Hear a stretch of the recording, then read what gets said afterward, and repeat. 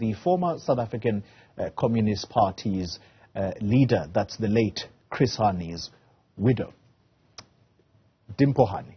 She has slammed the newly established uMkhonto Sizwe party for using her late husband's name to campaign. In a strongly worded statement, Dimpho Hani warning the MK party against its planned visit to Chris Hani's gravesite, saying her late husband would never have associated himself with the party that attracts what she describes as fraudsters and imposters. So let's get clarity then on what prompted these comments from Mayor Dimpho Hani.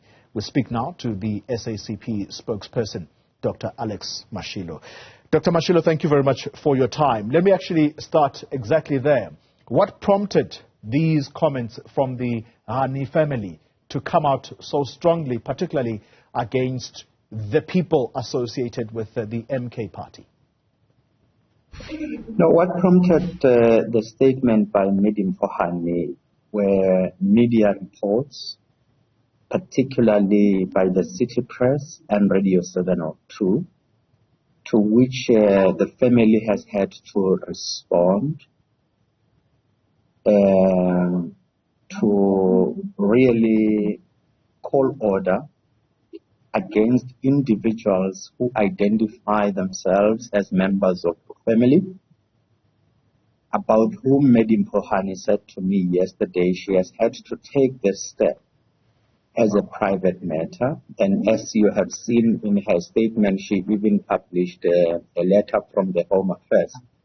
But if we are to get the basics right, think about individuals who organize themselves and then come to your family's gravesite without any interaction with you. Dimpho Hani is the head of Chris Hani's family. So, and Chris Hani's gravesite belongs to the family that she leads. Now, you cannot break away from the parties that Chris Hani belonged to, that Chris Hani served until he passed away or was assassinated. You can't break away from those parties and come with your private agenda and take it to Chris Hani's gravesite in the name of Chris Hani. That is disrespectful, and we agree with Dimpho Hani in the stance that she has taken. The words that are or that can be found on the SACP's website, and it relates to this very letter I think you are referring to that would have been penned by Dimpho Hani. She says the following, that the MK party appears to attract and or associate with people who are bloodthirsty, committed criminal elements. And she therefore goes on to say a little further down that the family is not going to stand for this because this amounts to the abuse and misuse of the Hani family name. Who is she referring to there when she says that this MK party appears to not have problems associating with corrupt or fraudsters? You will recall that back to around the 2010s, and in the statement she released, to be specific, around 2013, there were individuals who claimed that they were Chris Hani's children. And when you go through the letter, she shows when Chris Hani went to exile, when Chris Hani was involved in the Wangi campaign. In fact, she didn't even go further to say that the government of Botswana or the state of Botswana arrested Chris Hani. And I have myself been fortunate to work with Charles Sizwe, who passed away in 2018. Among others, he took us through in our political education programs, the activities in which Chris Hani was involved as a combatant of MK and a commander there. And these are also drawn to our attention in the statement. Following the claims that were made, Dimpho Hani took steps, including approaching the Home Affairs, which conducted a verification exercise and replied to her. The reply is attached to the statement that she released. At this stage, we are dealing with an old person who deserves peace. You can't have people decide that they will go to your husband's gravesite without any arrangement with you, without any permission with you, and we all know that they are doing this for electioneering purposes. And their electioneering is outside the framework for which Chris Hani was even assassinated. That is completely unacceptable. If I may say this, you and I, Polly, when we engage in our political activities, we must accept that we are who we are. We must be ourselves. We must not use other people's names, including the departed, to justify what we stand for, who we are politically.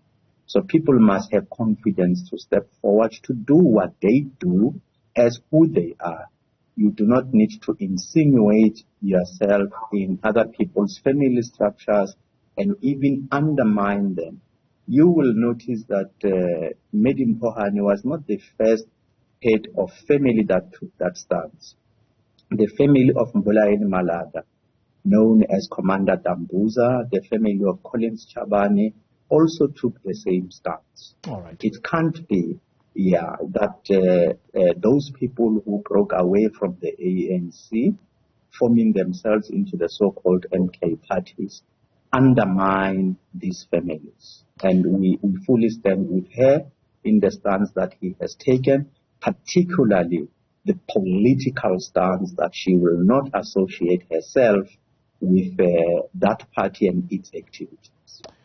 Dr. Mashilo, I want for the viewer to understand where our conversation is and where it is going. So the big reason here, it would appear, at least in my head, trying to understand all of what has happened, is that Dimpho Hani is offended by the MK party allowing itself to be associated with two people whose names are known very publicly, who have claimed to be the late Chris Hani's daughters. At least I think that needs to be clear. But now there's a complication here, Dr. Mashilo, and that is that the MK party, at least its big public face, is former President Jacob Zuma, who still pledges allegiance to the African National Congress. He says he will die an ANC member. Is he allowed to go to Chris Hani's gravesite, I guess under the auspices of the MK party, or is he allowed to go there as an individual, not necessarily a political person? Thank you very much for avoiding to mention the names of the individuals because they are not here, but thank you also for mentioning the name of former President Jacob Zuma. Here, the foundation of our conversation is a matter of principle. Chris Hani belonged to the African National Congress. He was a member of the National Executive Committee of the African National Congress. He belonged to the South African Communist Party and occupied the leading position in the SACP as the party's general secretary. He was the uMkhonto Sizwe chief of staff.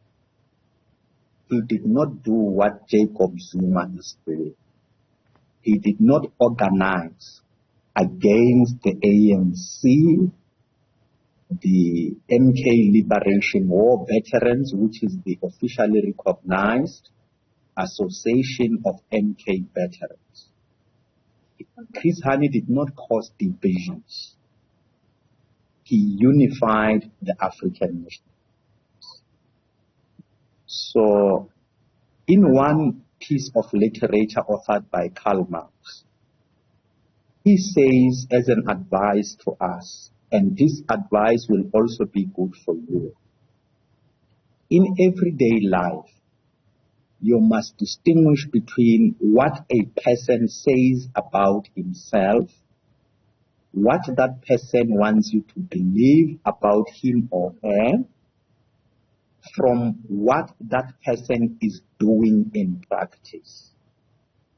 So distinguish between what Jacob Zuma is saying about the ANC from his real activities, which are organized against the ANC. And you can even go back to when he was the president of the ANC. A faction that supported former President Thabo Mbeki broke away from the ANC to form CODE. If you look at the ways that he himself uttered calling those people to order for campaigning against the ANC, he should be turning those words against himself. So if you say one thing through the word of mouth, and then in practice do another in diametrically opposite direction, you are an inconsistent man. You are unlikely to attract trust from people who expect consistency. Now, and again, there are matters of protocols. You cannot just visit my dad's graveside without talking to me, saying you are an honorable man. Things can't work that way. Dr. Mashilo. It doesn't matter whether you are a member of the ANC or you are not. Dr. Mashilo, I've got to get a very succinct response from you.